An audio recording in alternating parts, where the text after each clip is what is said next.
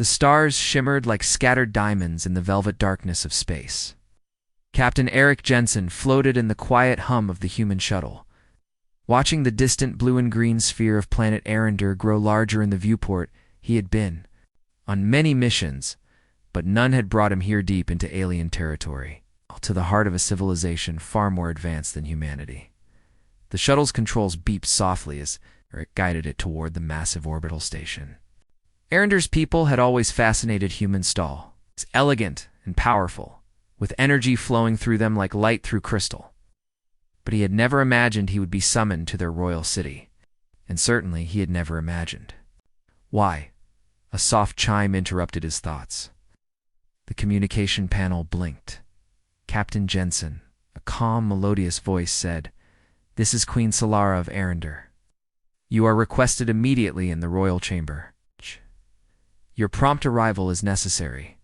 Eric froze. The words echoed in his mind.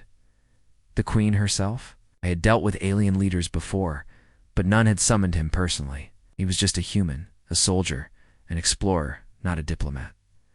"Yes, Your Majesty," he replied, trying to keep his voice steady. "Prompt arrival. That sounds serious." Within minutes, the shuttle docked with the station. Eric stepped into the massive docking bay, the air humming with alien energy. His boots clicked against the translucent floor. His eyes widened at the towering city that stretched upward like crystalline towers. He had read about this place, but nothing prepared him for the reality. The city shimmered with light, and alien citizens moved gracefully along pathways of energy, seemingly floating as they walked. An escort appeared, a pair of Arendorian guards, their armor sleek and glowing faintly. They nodded to him silently and led him through halls lined with luminescent panels and intricate carvings.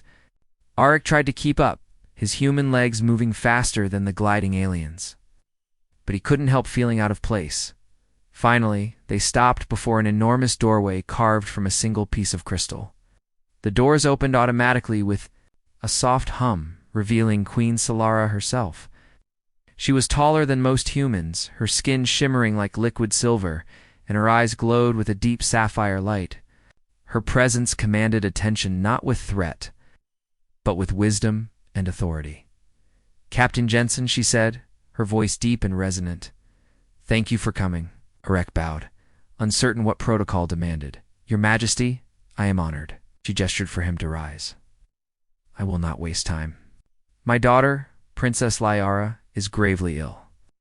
Our greatest scientists and healers have tried every method, yet nothing works. It is your unique human physiology that may hold the key to saving her." Arik felt the world tilt beneath him. "My physiology?" he asked, unsure he had heard correctly. "Yes," the Queen replied solemnly. "There is something within humans, something that no Arendorian has, that can stabilize her energy and restore her life. You are the one I have chosen." He swallowed hard. His mind raced. "Why? Me?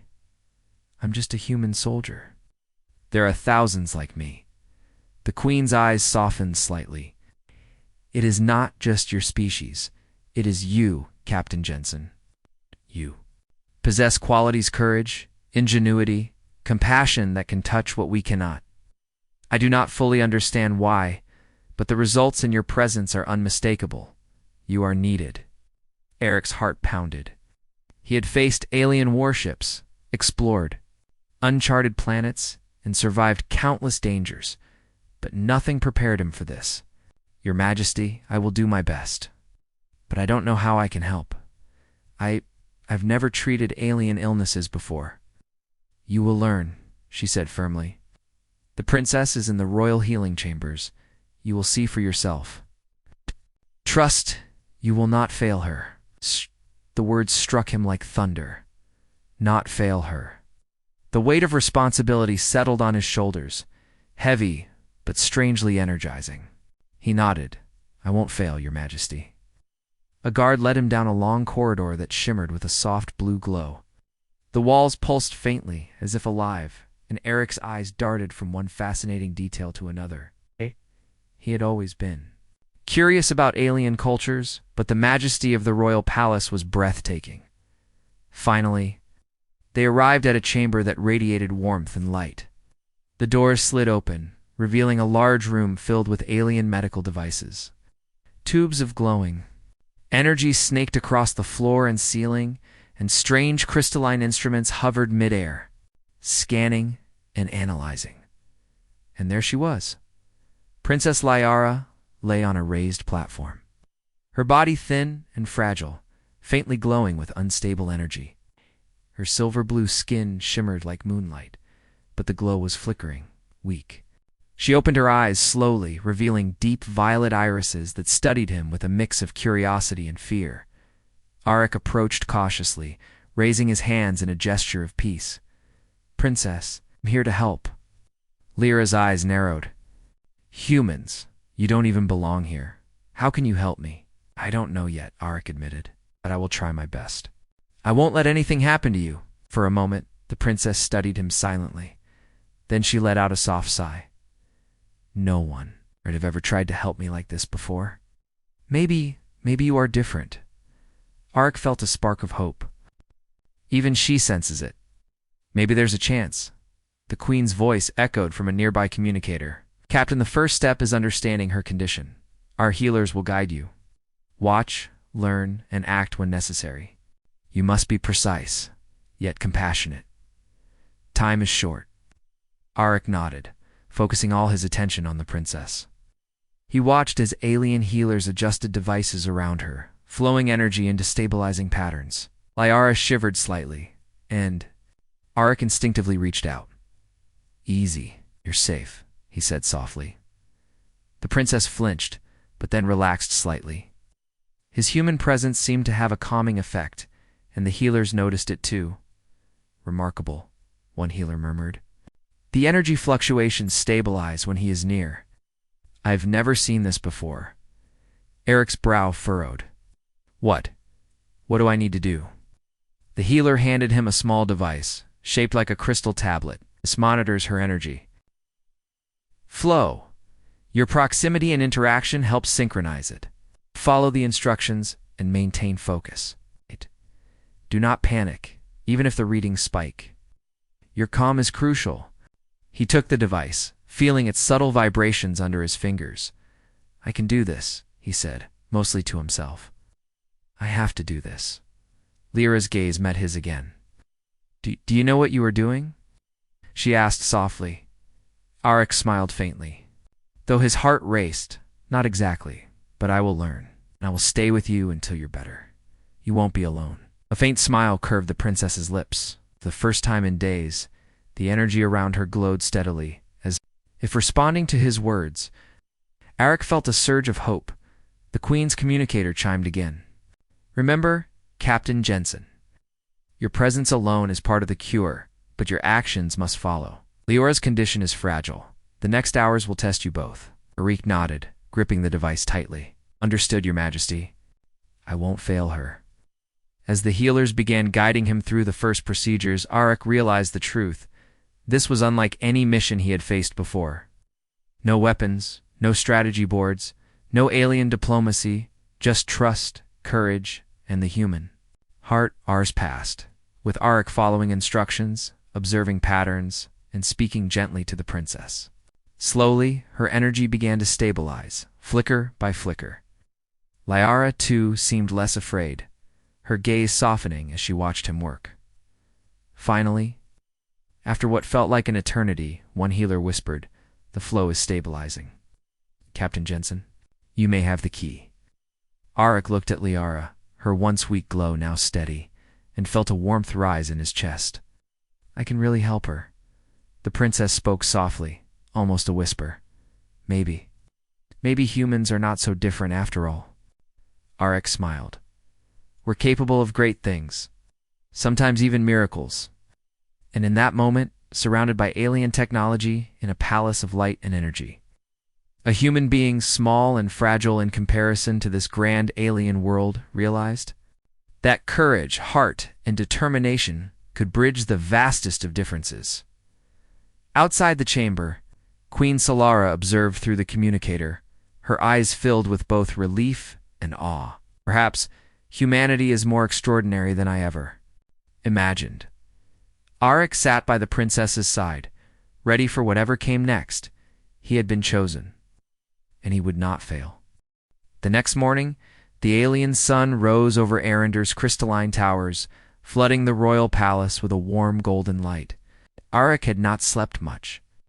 He had stayed in the princess's chamber all night, monitoring the readings from the small crystal tablet. The healers came and went in shifts, but they never interrupted him for long. When Liara opened her eyes, she seemed slightly stronger than the night before. Her violet gaze drifted toward him. "You stayed the whole time?" Shrugged, offering a faint smile. "I said I wouldn't leave you alone. I meant it." Her lips curved just slightly, as if she wanted to smile but didn't quite remember how. "Most here. They talk about helping me, but they do not stay." "That's because they're healers," Arik said softly. "They have many patients to care for." The princess's gaze lingered on him for a moment, before she turned her head away, her expression unreadable. The door slid open. The head healer entered, a tall Arendorian named Valir, whose robes shimmered like starlight. "Hey, Captain Jensen," he said in his smooth, calm tone. "The Queen has instructed me to explain the full nature of the princess's condition to you. Please follow me." Rek hesitated, glancing at Liara. She gave him a small nod, as if to say she would be fine without him for a while.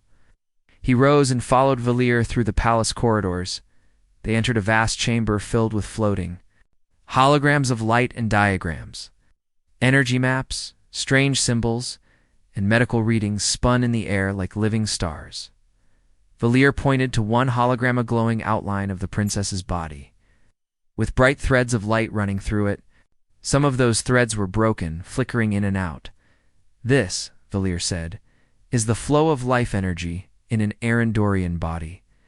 We are beings of both matter and energy. When the energy flow is disrupted, the body weakens, and if it collapses entirely, she dies." Arik finished quietly. "Yes." Valir's glowing eyes fixed on him. "In Princess Liara's case, the disruption is caused by a rare resonance failure in her core crystal, the heart of our energy system.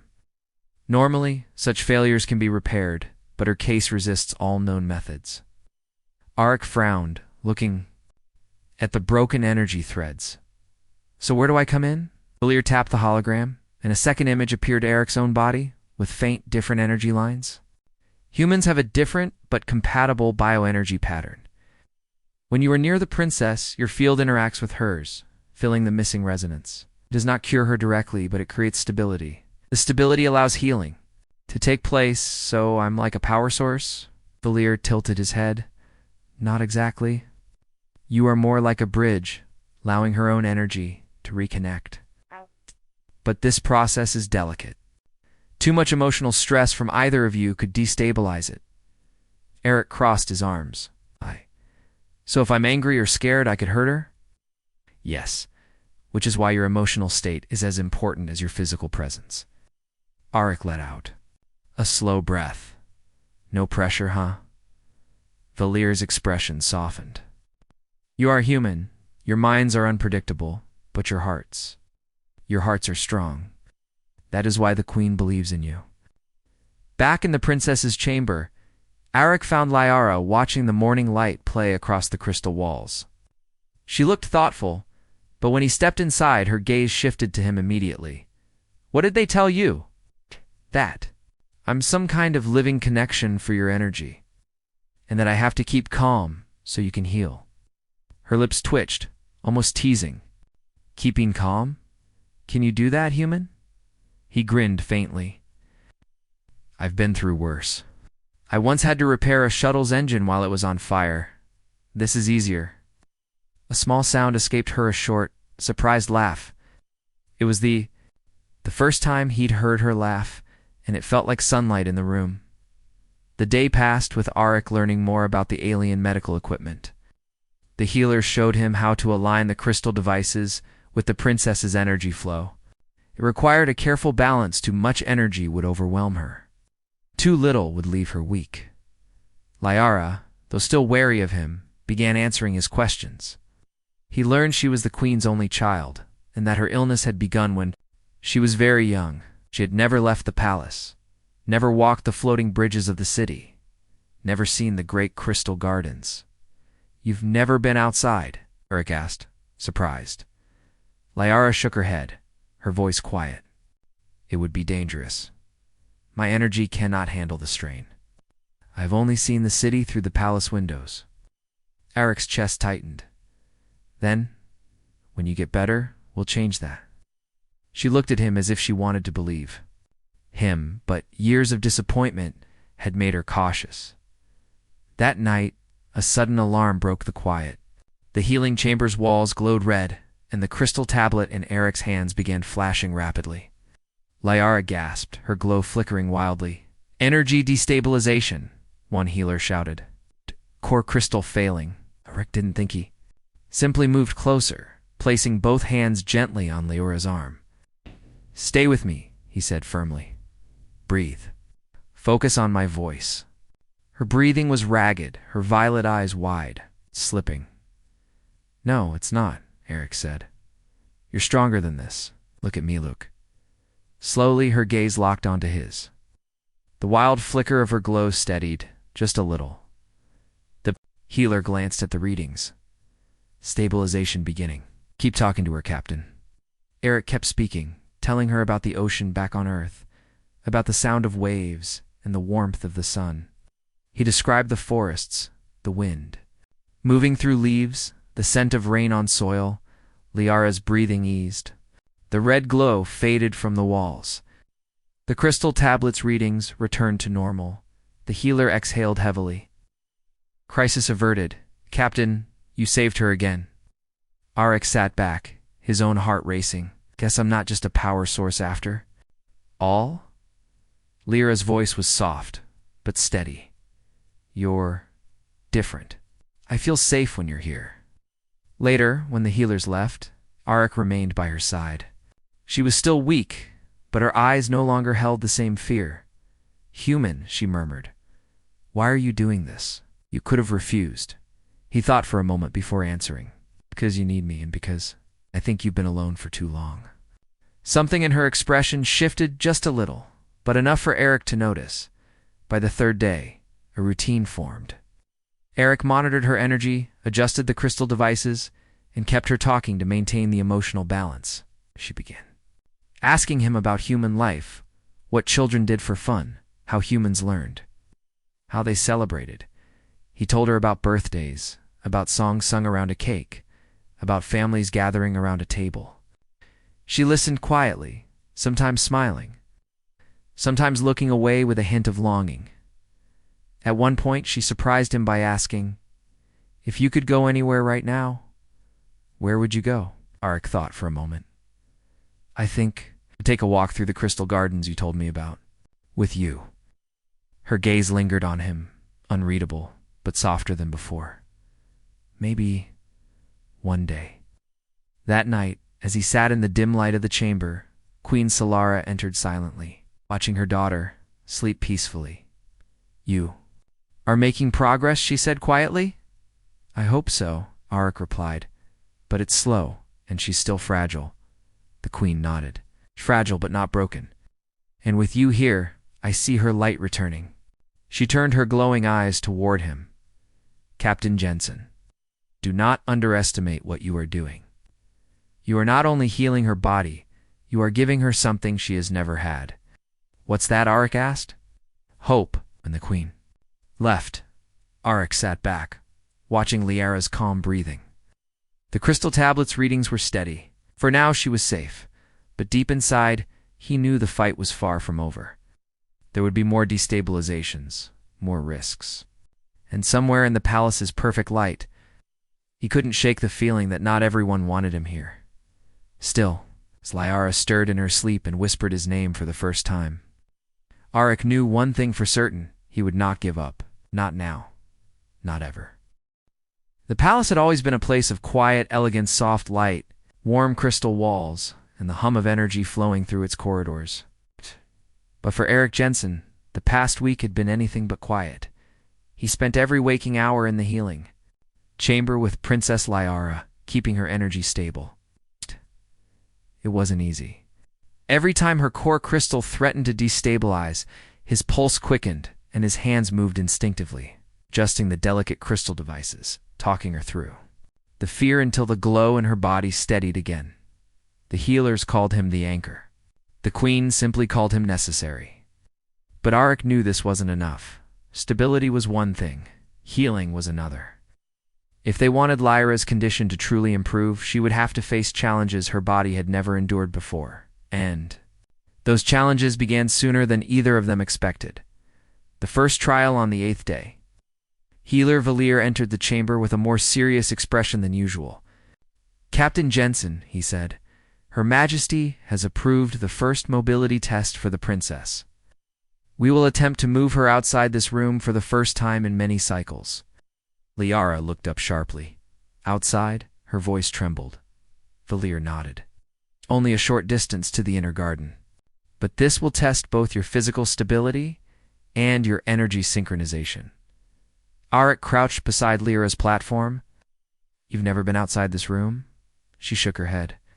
"If my energy drops, I could collapse. The healers always told me it was too risky." Arik smiled gently. "Then I guess it's time to take that risk with me." Her eyes searched his, full of uncertainty. But after a moment, she gave a small nod. They prepared her carefully, adjusting her clothing to shield her from sudden changes in temperature and fitting a portable energy stabilizer to her arm. Arik wore a matching device that linked directly. To her Sif, her energy fell. His would automatically supplement it. The garden was only a few corridors away, but to Lyara, it might as well have been another world. As they stepped out of the healing chamber, the air felt different, less controlled. Carrying faint scents from the palace's greenery, she walked slowly, her hand lightly gripping Eric's arm. Every few steps, he checked the readings on the portable stabilizer. "Steady. Just keep breathing," he encouraged. The first corridor passed without incident. Second was harder. Her glow flickered faintly, and her steps slowed. Arik tightened his hold. Almost there. Finally, the corridor opened into the inner garden. Liara stopped in her tracks, her eyes widening. It was unlike anything she'd ever seen. Tall crystal flowers that shimmered in every color, vines that glowed faintly under the light, and a central pool where ripples created patterns of light on the surrounding walls. Birds with silver feathers flitted between branches, singing in delicate tones. "It's beautiful," she whispered. Arik smiled. "Told you it was worth it." She took a careful step toward a crystal flower, touching one of its glowing petals. Her glow brightened, as if the sight alone gave her strength. Vlyr, observing from the garden entrance, nodded approvingly. "Her readings are improving. Captain, keep her moving. The garden's energy is beneficial." They walked slowly along the edge of the pool. Lyra's steps grew steadier, her eyes darting from one wonder to another. For the first time since he had met her, Arik saw something in her face that had been missing: pure joy. Bonding in the garden after nearly an hour, they sat by the pool. Lyara dipped her fingers into the water, watching the ripples spread. "Human," she said quietly. "What is your home like?" Arik leaned back, gazing at the shimmering canopy above. "Earth. It's messy, loud, sometimes dangerous. But it's alive in a way that's hard to explain. We have oceans, huge stretches of water so big you can't see the other side. We have forests so thick you can get lost for days, and the sky changes colors every day, sunrise, sunset." Lyara tilted her head. "Sounds unpredictable." "It is," he admitted. "But that's what makes it beautiful. Every day is a little different." She was silent for a moment, then said softly, "I would like to see it." Arik smiled. "And that's another thing we'll do when you're better." The second trial, their peaceful moment, didn't last. As they prepared to leave the garden, an alert suddenly echoed through the palace. The crystal pathways dimmed, and a low, rhythmic hum filled the air. Valir's expression darkened. Energy disturbance. "Captain Jensen, bring her back to the chamber immediately." But before they could reach the corridor, the hum intensified. The wave of unstable energy rippled through the garden, making the air shimmer. Lyara stumbled, clutching her chest as her glow flickered dangerously. Eric caught her instantly. "Stay with me. We're going back now." Her breathing was shallow. "It's pulling. Too much." Arik didn't wait for orders.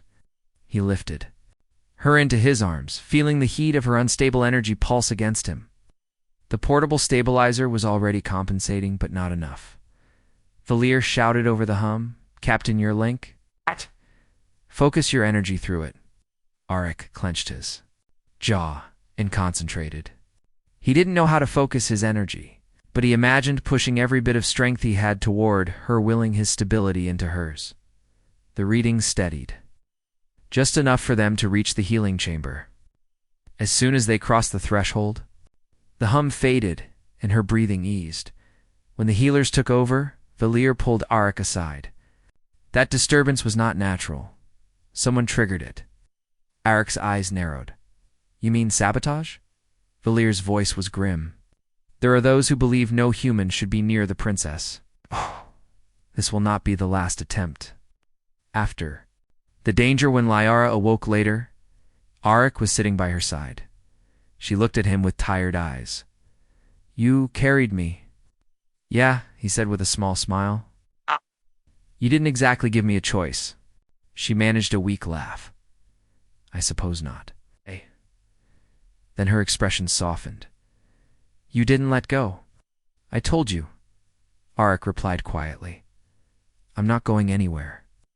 Her gaze held his for a long moment before she turned away, but he saw the faintest blush in the glow of her cheeks. Trust begins to grow over the next 2 days. They continued the mobility tests. Liara insisted on walking more on her own, even though Arik stayed close enough to catch her if she stumbled. The sabotage incident seemed to have made her more determined, as if she wanted to prove to herself, and maybe to others, that she was stronger than they thought. One afternoon, as they rested in the garden again, she asked, "Why do you risk so much for me, human? You could return to your own people and be safe." Arik thought for a moment. "Because sometimes the right thing isn't the easy thing, and because I think you're worth the risk." She looked at him with a mixture of surprise and something softer, almost shy. "No one has ever said that to me before," he said with a grin. "Guess I'm full of surprises." The third Trilon, the 12th day, Queen Solara herself, entered the healing chamber. "Captain Jensen, Princess Liara," she said, "you have both made progress. But the next step will be the most difficult so far." She explained that the princess would need to undergo resonance alignment, a procedure that would temporarily disconnect her core crystal from its current pattern and resynchronize it using Eric's energy link. It was dangerous. If the alignment failed, it could cause permanent damage. Liara's face paled slightly. "And if it succeeds, then your recovery will accelerate greatly," Solara said. Arik looked at Liara. "It's your choice." She took a deep breath. "Then, let's do it." The procedure began in a chamber surrounded by tall crystal pylons. Liara stood in the center, connected to both the alien machinery and to Arik through the energy link. The pylons hummed, and the light in the room shifted to a deep blue. Valir's voice echoed through the hum. "Captain, steady. You're breathing. Match it to hers." Arik focused, watching her chest rise and fall. Slowly, his breath matched hers. The portable stabilizers glowed brightly as their energy fields merged. Liara winced as the alignment began, her glow flickering wildly. "It's too much, you've got this," Arik said firmly. "Stay with me, just like in the garden. You're stronger than this." Her breathing steadied, and the flickering slowed. The pylon's hum deepened, and the crystal tablet. Readings began to climb into the safe range. After what felt like hours, the final pylon dimmed. Lyra's glow was steady brighter than he had ever seen it. Valir exhaled in relief. The alignment is complete. She is stable. As they disconnected the devices, Liara swayed slightly. Arik caught her. She looked up at him, her violet eyes shining. "You did it." He shook his head. "We did it." For the first time, she smiled, fully no hesitation. No guardedness. And in that moment, Arik realized something. He wasn't just here to keep her alive anymore. He wanted to see her live. The alien palace was no longer a calm and shining place. Whispers followed every step the human Daniel took through the crystal halls. Alien nobles, draped in silver and gold garments, stared at him with unreadable expressions. Some looked curious, others looked suspicious. A few he knew wanted him gone. For days, Daniel had been helping the Princess Lyra recover. The strange energy inside her body had become more stable since he had been near her. The alien doctors had confirmed the improvement. Even the queen had smiled at the progress. But in the shadows of the palace, not everyone celebrated. Signs of trouble one night. Daniel was walking back to his guest chamber after another long day with Lyra. The corridors were quiet, only the soft hum of floating lights above his head. As he turned a corner, he heard hushed voices. "He is dangerous. A human should not stand so close to the princess," one voice whispered in the alien language. "If the queen trusts him, it is her mistake. We must act before it's too late," another replied. Daniel froze in place. His training as a soldier kicked in, silent breathing, slow movements, listening carefully. The voices faded as the two aliens walked away, their footsteps echoing. That night Daniel lay awake thinking. He had been warned by the queen's advisor that some people would oppose him. Now it was clear someone was planning to interfere. And if they tried to hurt him, they might also harm Lyra. A subtle attack the next morning, Lyra looked brighter than before. Her skin shimmered softly, the strange blue light in her veins pulsing in a steady rhythm. Daniel sat beside her bed, telling her stories of Earth, about rain, oceans, and forests. Listened quietly, her large silver eyes curious. Suddenly, the medical crystal at her bedside flickered. Its smooth, glowing surface cracked slightly, releasing a faint hiss. Daniel jumped up. "That's not normal," he said. The alien healer rushed forward, pressing glowing bands to the crystal. This is sabotage," the healer whispered. The crystal was overloading itself. If it had ruptured, the princess... What if the healer stopped himself? But Daniel understood the danger. Lyra's eyes widened. "Someone is trying to hurt me," she said softly. Daniel clenched his jaw. "Not while I'm here," he replied, warning the queen later that day. Daniel was summoned to the queen's private chamber. Her room was huge, walls made of living crystal that pulsed like a slow heartbeat. The queen sat on her throne, her expression unreadable. "I have heard of the incident," she said. "You believe it was deliberate?" "Yes," Daniel replied. Firmly. "Someone doesn't want me here. They're willing to harm your daughter to achieve it." The queen's golden eyes narrowed. "I suspected as much. There are those in my court who believe humans are unpredictable, dangerous. They fear what they do not understand." "Then let me protect her," Daniel said. "Not just as a healer, but as a guard." The queen studied him for a long moment. Then she nodded. "It's very well. From this moment, you will remain at her side at all times. But be careful, the enemy hides in plain sight." The banquet that night, the queen held a banquet in honor of the princess's improving health.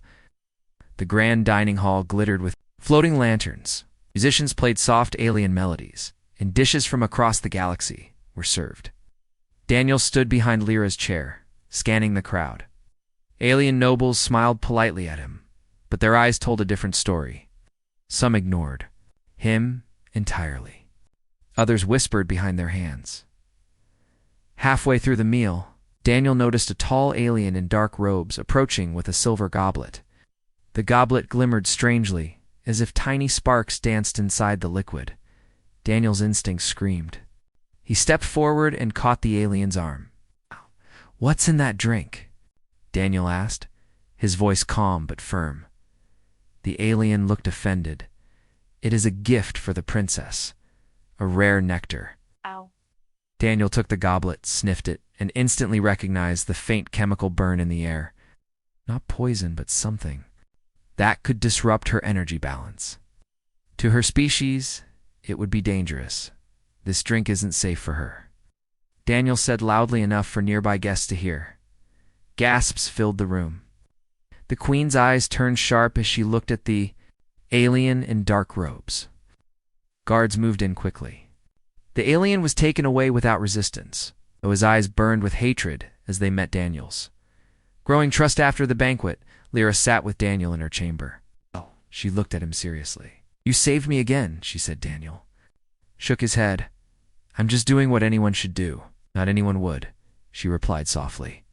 "Many here would have stayed silent. You act quickly. Like you already know danger is coming. I've lived in dangerous places," Daniel said. "You learn to read people. You learn to trust your gut." Lyra hesitated. "I'm glad you're here, human." Daniel felt a small smile tug at his lips. "And I'm glad you're still here, princess." The faction moves, but the danger was far from over. That night, Daniel caught sight of strange shadows moving in the outer gardens below his window. Alien guards patrolled there, but these figures moved differently, quiet, swift, staying in the darkness. The next morning, the Queen's advisor confirmed Daniel's suspicion. "They call themselves the Purity Circle," the advisor whispered. "They believe the royal line should never mix with outsiders, never depend on them. They think your presence is a threat to our people." "Then they'll try again," Daniel said grimly. "Yes," the advisor replied, "and next time they may not fail." Ambush in the gardens 2 days later, Lyra felt well enough to take a short walk in the palace gardens. The queen agreed, as long as Daniel and 2 guards accompanied her. The gardens were beautiful, glowing flowers, silver-leaf trees, and streams of liquid light. But as they walked along a quiet path, Daniel's ears picked up a faint vibration. Footsteps, moving fast. "Get down," he shouted Blaster. Fire hissed past, scorching the air where Lyra had been standing seconds ago. The guards reacted instantly, drawing their energy weapons. 3 shadowed figures emerged from behind the trees, their faces hidden by silver masks. Daniel pulled Lyra behind a thick crystal pillar. "Stay here," he ordered, then dashed forward. Grabbing a fallen guard's weapon, he moved low, firing quick shots to drive the attackers back. One masked alien lunged at him with a blade of glowing plasma. Daniel blocked with the weapon's shaft, twisted, and knocked the attacker to the ground. The other 2 fled when they saw their leader fall. Palace guards chased after them. But Daniel stayed, kneeling beside the princess. "Are you hurt?" he asked quickly. Lyra shook her head, still breathing fast. "No, but I was close." Daniel exhaled slowly. "That's why I'm here." A public statement that evening, the queen addressed the court. Daniel stood beside her, the princess, just in front of him. "There are those among us who fear change," the queen said, her voice strong. "They would rather see my daughter fall than accept help from another world. But let it be known, this human has saved her life more than once. He is no threat. He is an ally. Anyone who moves against him moves against the crown." The hall was silent for a moment. Then slowly, some nobles bowed their heads. Others still looked cold, but none dared speak. Daniel didn't care about their opinions. He only cared that Lyra was safe, at least for now. Part 4 ending as the night ended. Daniel stood at the balcony outside his chamber. The alien city below shimmered like a sea of stars. Somewhere out there, the Purity Circle was still planning, but Daniel wasn't afraid. He had faced worse, and he had something worth protecting now. Inside the palace, the princess slept peacefully. Outside, the human kept watch. The dawn over Arendar was unlike any sunrise Daniel had ever seen on Earth. Light shimmered across the crystalline towers of the royal palace, scattering rainbows over the city. But the beauty of the morning did little to ease the tension in his chest. He had spent the night strategizing with the Queen's guards. The Purity Circle, the faction determined to remove him and harm Princess Lyra, would not give up. Daniel had anticipated an attack, but now he realized how dangerous it could be. The palace was a symbol of power, but even its protective wards could be breached by those who knew them. Lyra had been resting. Her energy glow steady and strong after the alignment procedure he had helped with. But Daniel knew she was still fragile. Any misstep could undo weeks of progress. The queen entered his chamber quietly, her flowing silver robes brushing the floor. "Daniel," she said, her voice calm but resolute, Today you must not only protect my daughter, you must show our people why trust in humans is not misplaced." Daniel nodded. "I won't let anyone hurt her. Or you." Solara's eyes softened. "You have already given her more than protection. You have given her hope. It is something no one else could do." The approach of danger by mid-morning. Alarms echoed through the palace. The Purity Circle had made their move. Shadowed figures moved quickly along hidden passages, attempting to bypass the palace guards. Daniel and two elite guards positioned themselves near the princess's chamber. Lyra, though anxious, stood beside him. "Do I stay here?" she asked, her voice trembling. "Yes," Daniel replied. "I'll keep you safe. Stay calm and trust me." She nodded, and Daniel could see the trust in her violet eyes. He felt a surge of determination. The first intruder appeared near the corridor's entrance, a tall figure with a silver mask, wielding a short plasma blade. Daniel reacted instinctively, blocking the strike and pushing the intruder back with precise force. Two more attackers appeared, moving fast, trying to flank. Daniel kept his focus. His human reflexes, honed over years of dangerous missions, allowed him to anticipate their movements. He pushed, dodged, and struck with careful precision, ensuring none of the attackers got near the princess.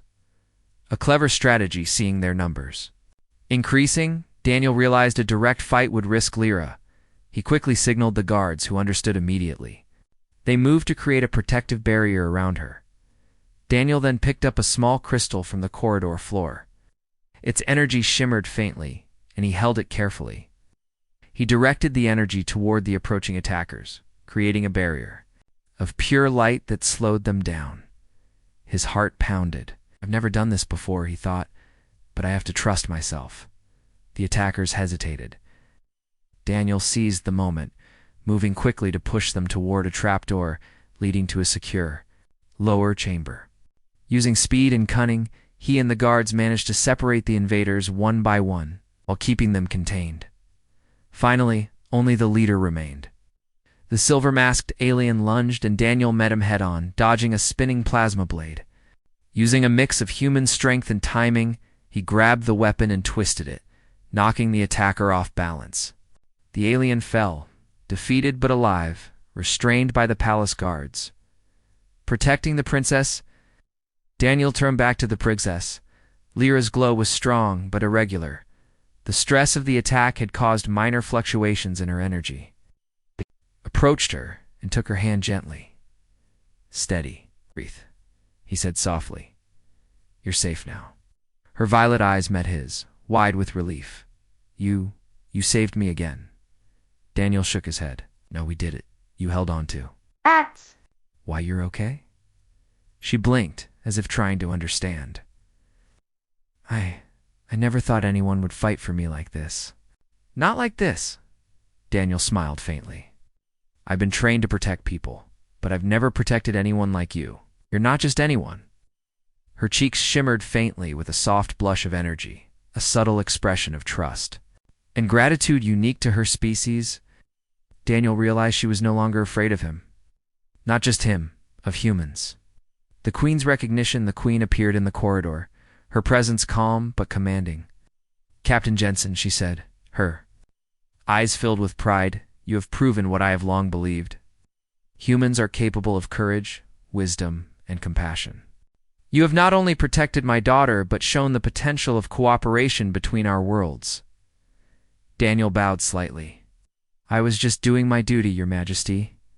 Solara's gaze softened. "Duty, no? This is more than duty. You've given Lyra something priceless, the certainty that she is not alone, that someone will stand for her, no matter the danger." Lyra's transformation in the days following the attack. Lyra's health improved remarkably. Her energy glow became steady, bright, and strong. The healers marveled at the difference. Where once her energy was delicate and unstable, now it pulsed with the strength of her renewed spirit. She and Daniel spent more time together, walking through the crystal gardens, exploring parts of the palace she had never seen. For the first time, she laughed freely, asked questions about Earth, and shared stories about her childhood in the palace, her hopes, fears, and dreams. Daniel realized that the bond they had formed was deeper than he had expected. He was no longer just a protector, he was a friend, a companion, and in a way, a bridge between her world and his. The HFY moment word of Daniel's courage spread quickly through the palace and beyond. Alien nobles, once skeptical of humans, began to speak of his bravery, skill, and compassion. They saw that humans were more than fragile creatures, were capable of determination, ingenuity, and loyalty that surpassed expectations. The Queen addressed her council in a formal session. Today, a human has saved my daughter, and in doing so, reminded us of the potential our species has when we embrace cooperation. Captain Jensen has proven that humans are worthy of trust, respect, and partnership. Let this day mark the beginning of a new era between our peoples. The council erupted in applause. Even the remaining skeptics were forced to acknowledge the human's courage. Daniel felt a quiet pride, but his focus remained on Lyra. He had come to Arendar to help, never expecting to be part of a story so much larger than himself. But now, as he stood beside the princess in the palace courtyard, watching her laugh as she touched a glowing flower for the first time, he understood something profound. Humans could rise to any challenge, protect what mattered most, and make a difference even in the vast universe of alien worlds. A new beginning. Weeks later, Lyra walked freely through the palace without assistance. Her energy was strong, her body resilient. She turned to Daniel with a smile. "I think I'm ready to see the city." "Really see it?" Daniel grinned. "Then let's go. It's time you explored more than just the palace." As they stepped onto the crystal bridges above the city, the sun reflecting off the towers like liquid gold, Daniel realized the journey was only beginning. He had faced danger, protected the princess, and proven humanity's worth in an alien world, and now standing beside her, he understood the truth of the Queen's original declaration. Humans were capable of extraordinary things. Courage, compassion, and determination could bridge worlds. Princess Lyra looked out at the city, her energy glowing steadily, no longer fragile. She turned to Daniel. "Thank you for everything." He smiled, feeling a warmth in his chest that went beyond pride. "No, princess, thank you. You taught me as much as I helped you, and now we face the future together." High above, the alien city sparkled like a sea of stars.